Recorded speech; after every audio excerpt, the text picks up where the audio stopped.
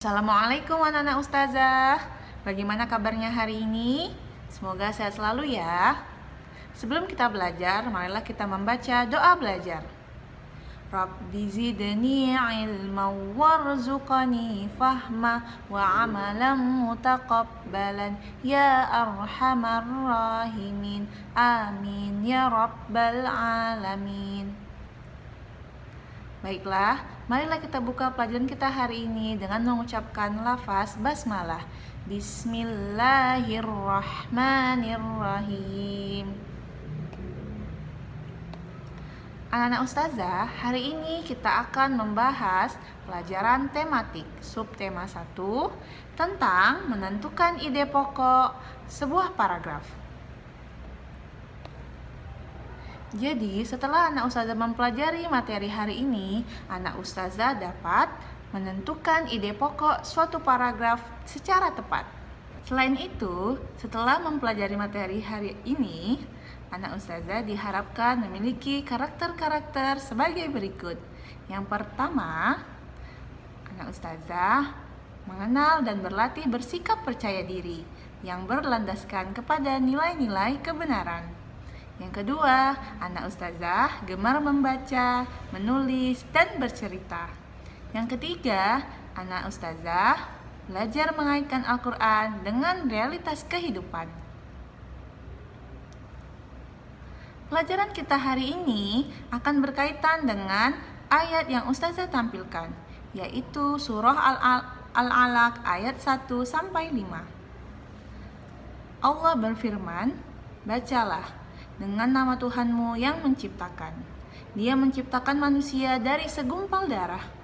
Bacalah, dan Tuhanmu Maha Pemurah, yang mengajar manusia dengan perantaraan kalam.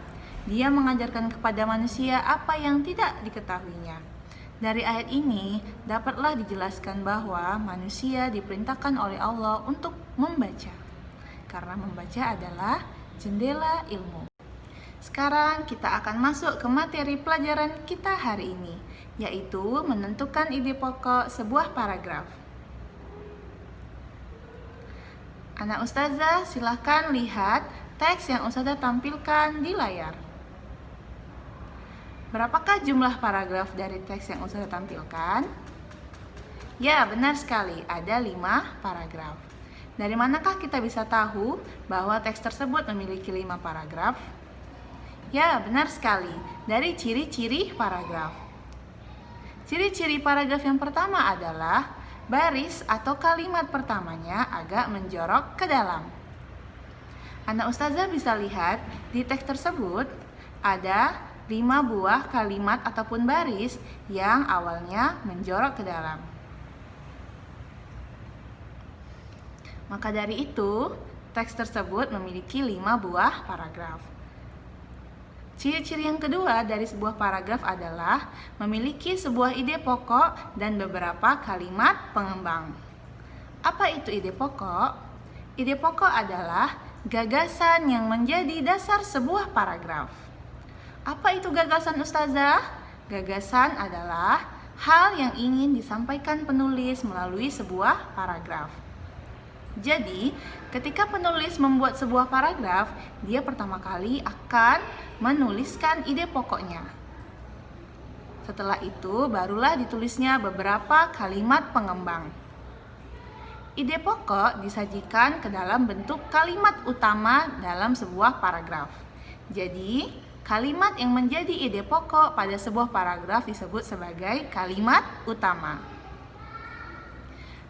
Berdasarkan letak kalimat utamanya, paragraf terbagi atas 3 jenis. Yang pertama, paragraf deduktif. Paragraf deduktif adalah paragraf yang kalimat utamanya berada di awal paragraf. Yang kedua, ada paragraf induktif. Paragraf induktif adalah paragraf yang kalimat utamanya berada di akhir paragraf. Dan yang terakhir, paragraf campuran. Paragraf campuran adalah paragraf yang kalimat utamanya berada di awal dan akhir paragraf. Walaupun ada 3 jenis paragraf, kebanyakan yang paling sering dijumpai dalam sebuah teks adalah paragraf deduktif dan paragraf induktif. Selain ide pokok, dalam sebuah paragraf juga ada namanya kalimat pengembang. Kalimat pengembang sering juga disebut dengan kalimat penjelas atau kalimat pendukung. Kalimat pengembang adalah kalimat yang berfungsi untuk mengembangkan atau menjelaskan ide pokok. Jadi, dalam sebuah paragraf, biasanya kalimat pengembang ini terdiri atas lebih dari satu. Fungsinya untuk menjelaskan lebih si ide pokok. Biasanya anak ustazah, kalimat pengembang ini berisi bukti, contoh, atau rincian khusus yang akan menguatkan ide pokok.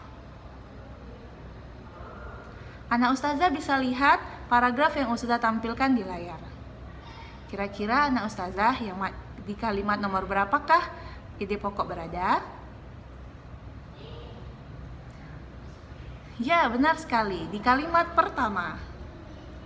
Pada paragraf tersebut, kalimat pertamanya adalah ide pokoknya. Salah satu ciri dari makhluk hidup adalah bergerak. Kemudian, kalimat kedua dan kalimat ketiga adalah kalimat pengembangnya. Secara umum, gerak dapat diartikan berpindah tempat atau perubahan posisi sebagian atau seluruh bagian dari tubuh. Makhluk hidup akan bergerak apabila ada rangsangan yang mengenai sebagian atau seluruh bagian tubuhnya. Jadi di sini kalimat kedua dan kalimat ketiga berfungsi menjelaskan si ide pokoknya. Anak ustazah pasti bertanya-tanya, bagaimanakah cara menentukan ide pokok? Caranya ada dua. Yang pertama, anak ustazah harus membaca kalimat-kalimat dalam paragraf dengan teliti.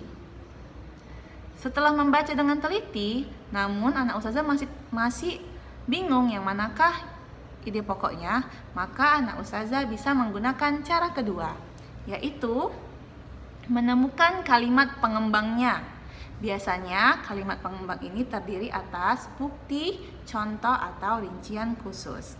Ayo kita lihat contoh selanjutnya. Anak ustazah bisa baca paragraf yang ustazah tampilkan. Kira-kira yang manakah ide pokoknya?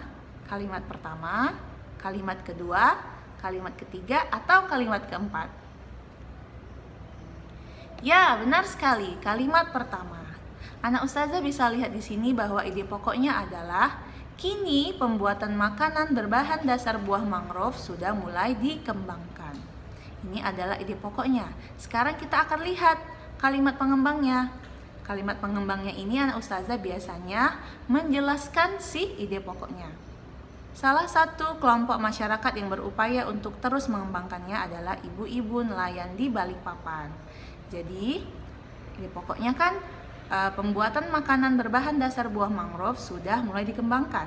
Kemudian di kalimat kedua, dia menjelaskan siapakah yang mengembangkannya. Yang mengembangkannya adalah ibu-ibu nelayan di Balikpapan. Sekarang kita lihat kalimat pengembang yang kedua. Di sini tertulis, meskipun tidak langsung berhasil, akhirnya mereka berhasil memanfaatkan beberapa jenis mangrove menjadi aneka makanan, seperti kolak, sayur, dan permen. Di kalimat pengembang kedua ini, dia menjelaskan contoh-contoh makanan yang berbahan dasar buah mangrove. Kemudian kalimat pengembang yang ketiga, hal tersebut dilakukan dalam upaya memanfaatkan buah mangrove menjadi makanan yang lebih berguna dan bernilai ekonomi tinggi. Di kalimat pengembang yang ketiga, dia menjelaskan mengapa dilakukan pembuatan makanan berbahan dasar mangrove. Sehingga dapatlah diketahui bahwa kalimat kedua, kalimat ketiga, dan kalimat keempat adalah kalimat yang menjelaskan ide pokok di kalimat pertama, yaitu dia menjelaskan siapakah yang melakukan pembuatan makanan berbahan dasar mangrove, apa contoh-contoh makanannya, dan terakhir mengapa dilakukan pengembangan pembuatan makanan berbahan dasar buah mangrove. Seperti itu anak ustazah. Jadi kalau kita sudah tahu, oh ini dia kalimat pengembangnya, karena dia menjelaskan nomor satu, maka kita sudah semakin yakin bahwa kalimat pertama ini adalah ide pokoknya. Karena ide pokoknya berada di awal paragraf, maka disebut sebagai paragraf deduktif. Sekarang kita lihat contoh yang ketiga. Anak ustazah silakan baca teks yang ustazah tampilkan di layar.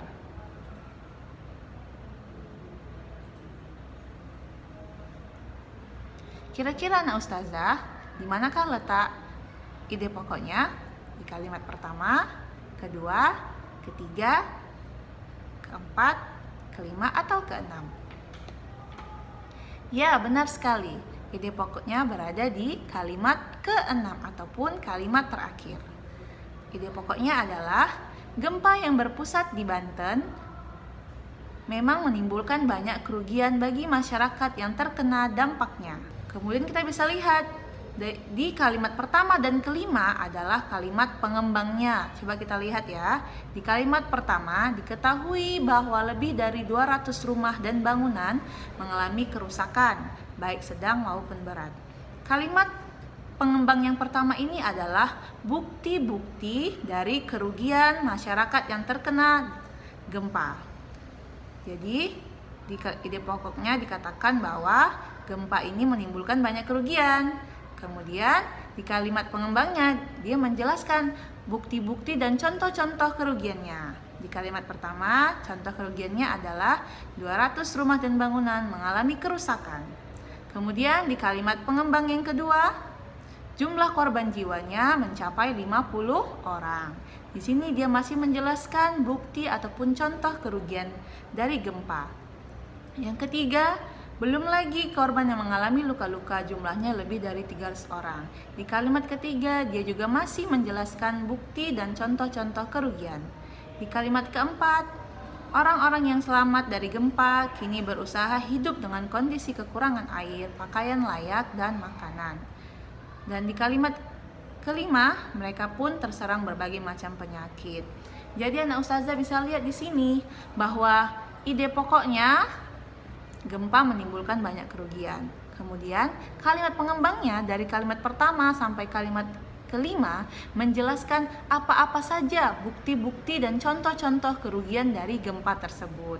Sehingga dikatakanlah bahwa kita sudah yakin, oh ini nomor 1 sampai nomor 5 adalah kalimat pengembangnya. Sedangkan kalimat ke-6 adalah ide pokoknya. Karena ide pokoknya berada di akhir paragraf, maka paragrafnya disebut dengan paragraf induktif. Sampai sini anak ustazah bisa paham? Iya, alhamdulillah. Demikianlah pelajaran kita hari ini anak ustazah. Kita simpulkan bersama-sama ya. Yang pertama, paragraf terdiri atas satu ide pokok dan beberapa kalimat pengembang. Yang kedua, ide pokok adalah gagasan yang menjadi dasar sebuah paragraf. Yang ketiga, kalimat pengembang adalah kalimat yang berfungsi menjelaskan ide pokok. Yang keempat, cara menentukan ide pokok adalah yang pertama, membaca kalimat-kalimat dalam paragraf dengan teliti. Dan terakhir, menentukan kalimat pengembangnya. Demikianlah pelajaran kita hari ini ustazah. Oh, ustazah lupa. Ustazah mau kasih tugas untuk anak-anak ustazah. Tugasnya adalah tabel halaman 4 di buku tematik. Anak ustazah harus menentukan ide pokok dan kalimat pengembang pada paragraf kedua sampai paragraf kelima dari teks organ gerak manusia dan hewan. Demikianlah pelajaran kita hari ini anak ustazah. Semoga anak ustazah dapat memahami materi yang ustazah sampaikan. Sebelum kita menutup pelajaran kita hari ini, marilah kita membacakan doa kafaratul majelis. Subhanakallahumma wa bihamdika asyhadu an la ilaha illa anta astaghfiruka wa atubu ilaik. Demikianlah pelajaran kita hari ini. Ustazah tutup. Assalamualaikum warahmatullahi wabarakatuh.